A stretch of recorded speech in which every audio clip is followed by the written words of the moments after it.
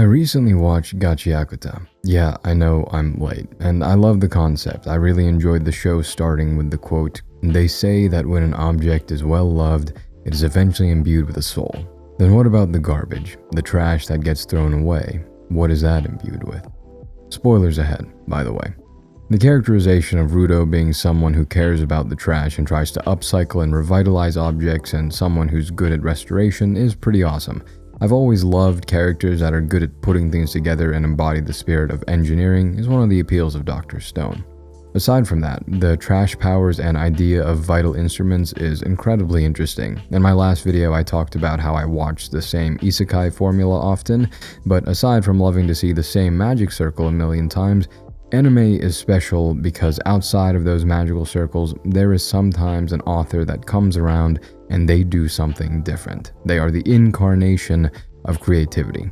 Chainsaw Man presented a shonen main character who was just a guy that wanted to eat some toast. Solo Leveling spun the common power fantasy with gamification, Frieren showed what happens after the Demon Lord is defeated, and Gachiakuta made weapons out of combs, umbrellas, and a poop stick.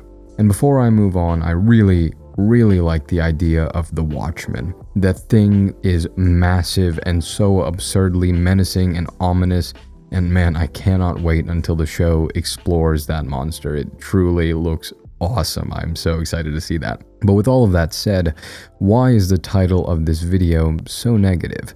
Firstly, because the internet loves negativity, and what am I if not a man of the people? But secondly, the problem with Gachiakuta is not the story, but the storytelling. To explain, as an anime lover, I am equally a degenerate gacha player. I play Genshin Impact, Wuthering Waves, and recently Neverness to Everness. Good game, by the way.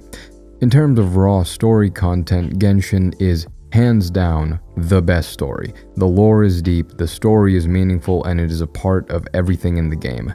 However, Wuthering Waves, or WUA, has, since my hand's already down, feet down, the best storytelling of any of the gachas. The way that the story is presented, the way that the story is told, and the way that the developers and the story writers of Kuro Games takes you through a storyline is much better than any of the other gacha games that I've played. This is done through cutscene timing, information presentation, cinematography, and how are you playing through the game while the information is presented to you. Or, too long don't care, how can you tell a story without just dialogue? That's storytelling, basically. Gachiakuta does not respect you or I as a viewer. The show treats us like we're stupid, and it spends goodness gracious, so much time yapping. Now, this used to be a bigger issue back in the days of like Naruto and Dragon Ball, with weekly quotas to fill and characters spending 20 minutes talking about how the power of friendship will help them win before they use that power for the next 2 minutes, maybe. Gachiakuta got popular due to its creativity, but the sequence that you should be seeing on the screen now, the episodes on the rematch fight between Zanka and Jabber, was an absolute slog. They spent so long just talking and talking and talking rather than fighting. And the talking just felt so poorly presented. The situation felt unrealistic. There's no way that these two people are just gonna talk to each other for that long. The only time that this did work was with Bro and Dear Santa against Bundus. That interaction, it was just dialogue. They just sat there and stood there and they just talked. But that one made sense. That one was okay. But the trope of the good guys come in like as a group and then they get separated into a bunch of 1v1 fights is pretty common, and that's fine. It's just an easier way to write and it's easier to deal with that type of story. You can't tell multiple stories at the same time because that's not really possible. It's really hard to do that. You know, you have to swap between point of views and stuff, and it's been done. It will continue to be done. One of the best ways that I've ever seen a fight shown with multiple people was the JJK Season 3 finale, which was a 1v1v1. JJK is not like the other girls, so maybe that's a little bit different. But Gachiakuta splits up all their characters, and then each matchup just talks. And I really did enjoy the fighting when it happened. That rematch between Zanka and Jabber was really good. The fight between Rio and Nord was also really good, really enjoyable. However, the sheer quantity of just standing there and talking filled between those fights was, at times, insufferable.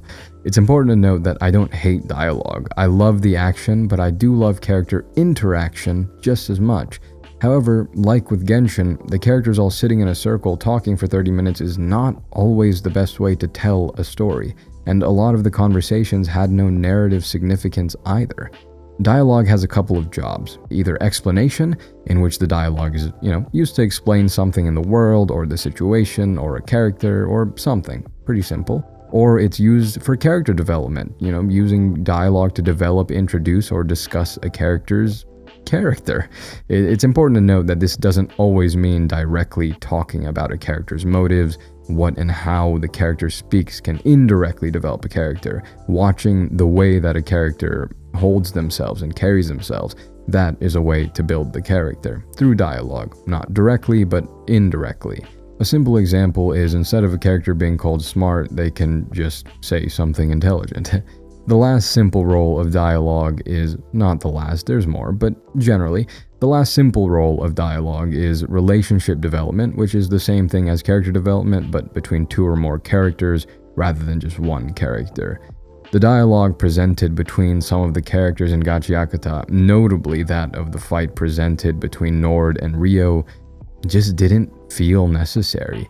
And the parts of the dialogue that did indeed explain something, it felt like it explained to me like I'm 5. Like I wouldn't have the ability to comprehend it if it was presented any way that wasn't just directly spoken to me, basically. Which calls back to the show not respecting the viewer. Overall, I do like Gachiakuta. I think I've made that abundantly clear. I'm very excited for Season 2, but its biggest problem, in my opinion, has been the presentation of the story. The plot is good, the narrative is good, the concepts are good, but the way that all of those things are presented is dry and slow at times.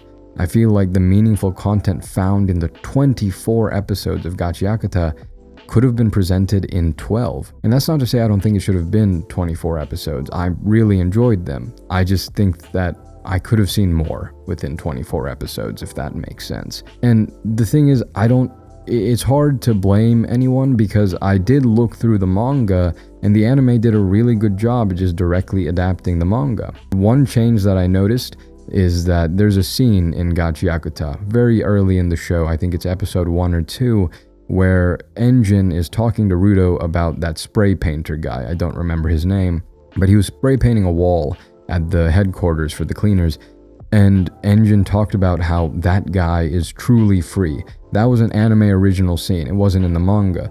But later, when that spray painter guy passed away and Engine was sad about it, it made a lot more sense in the anime because of that addition.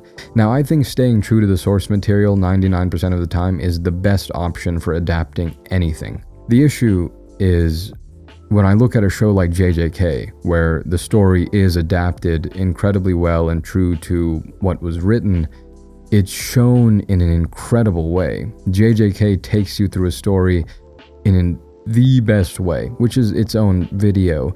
But if you want to see an example of really good storytelling, and you don't play Wuthering Waves because you're not a degenerate gacha player, then JJK Season 2 and 3 especially are really good examples of that. Anyhow, that is the problem with Gachiakuta, at least in my opinion.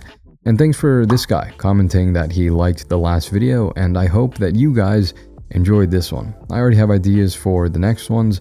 I was able to get this script to like 1,000 words, and I ad-libbed a bunch of stuff at the end there, which may or may not be cut out, so it should be a couple minutes longer than the last one. Anyways, thank you for watching, and I will see you in the next. Cheers.